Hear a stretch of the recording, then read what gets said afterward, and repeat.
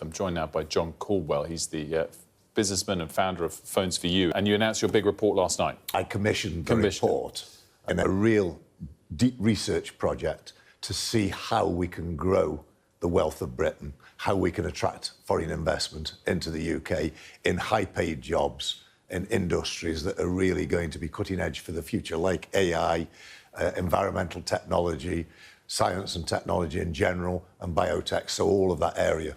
And obviously, for those that need reminding, you come from this having at times supported the Conservatives, before the last election supported Labour, and aiming not to be party political, but try and get the right outcomes. What would you say is the headline piece of advice you have for the government ahead of the budget? Well, a headline piece of advice is be radical. We need radical change. We can't keep kicking the can down the road as we are at the moment. We can't just keep looking business unfriendly. We have to look very business friendly, but then we have to back that up with a concierge service. And what I've evolved this to now is that we ask lots of Britain's top entrepreneurs to go out and meet with companies that we've already highlighted might be interested in coming to the UK, and to find out what they would need in order to attract them to bring their businesses to the UK and to grow within the British Isles. And if we can do that in the high-tech sector, we could really create the Silicon Valley of the environment, Silicon Valley of all technologies that make Britain very, very prosperous. And we need to really attack that very aggressively and dynamically to make a big difference and help grow GDP. Obviously, in the short term, as we approach the budget, there is going to be a need to either cut spending or put up taxes in the short term. One thing I was reading in the discussion from last night in the report is you think that the government should relax some of the manifesto pledges that they made, but that those taxes that were captured by those promises could kind of deliver a better outcome for the economy? If it were me that was Prime Minister, I would be saying, look, we got it wrong. We thought we could do that. That was before a lot of the world turmoil. When we got into power, it looked worse than it was worse than we even thought it was. And we need now to change those pledges. And I'm really apologetic about that. I'm very sorry we've got to change them. But the reality is the reality, and we have to. And then you start putting in taxes that, yeah, they're painful for people. You know, maybe taxes on alcohol, taxes on sugar, VAT maybe 1%.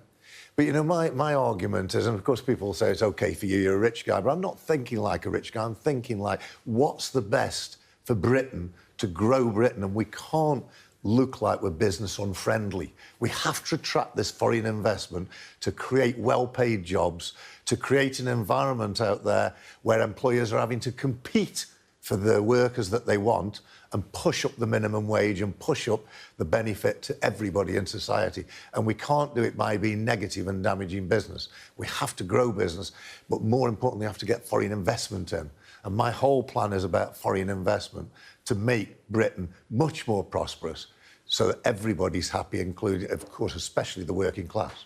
And it's really interesting you bring up VAT, because it's often seen as something that's regressive. Of course, it is in simple terms, but it also doesn't apply to a lot of essential items, like food, for example.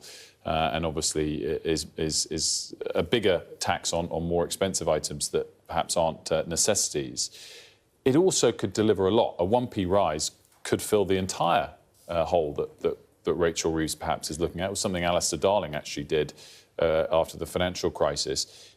Is that something that essentially you feel she should take the political costs of you turning on a pledge for to deliver for the economy? Well, I gave Rachel a whole list of things that she should do to make the economy more prosperous in the future. And VAT was one of them. And my argument there is that if somebody's spending £100, they can afford 101. You know, it's only 1% rise, but it doesn't fill the bottom or the hole, by the way, but it raises, I think if I remember rightly, about 7 or 8 billion. But it's a massive contribution. We could cut 1% off state spending. I'm certain of that. That would be 12 billion. I mean, that's a bit more of a challenge now because of course, the defence spending going up. We know the NHS needs more investment, but there's still money to be saved. And if we do all the right things and we encourage businesses into the UK through this concierge service that I've advocated, we can make Britain really prosperous over the years to come. It's not an instant fix. And nobody wants increased taxes. The working people of the country don't want more expensive alcohol, cigarettes, and they'll all say, well, we're already paying massive duty on those. But they're also damaging people's health. And it's in line with what's best for people and what's best for the economy. And we have to put all of that together in a very complex mix.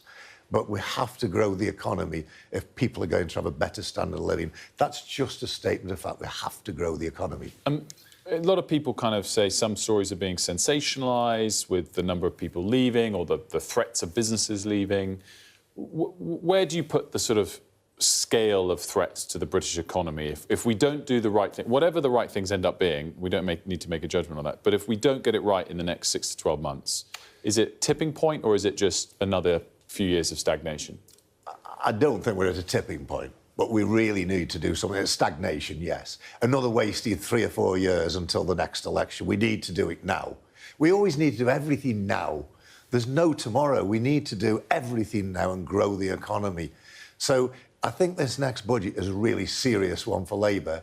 It's a serious one for the country more than anything, but it's serious for Labour because if they get this wrong, I'm not sure that they're going to survive the next election. You know, it's not looking good. They need to do the right things and create wealth in society so that we can fix the potholes in roads, so that we can fix the NHS, so that working people end up with a better standard of living. And they've only got 3 or 4 years to do it now.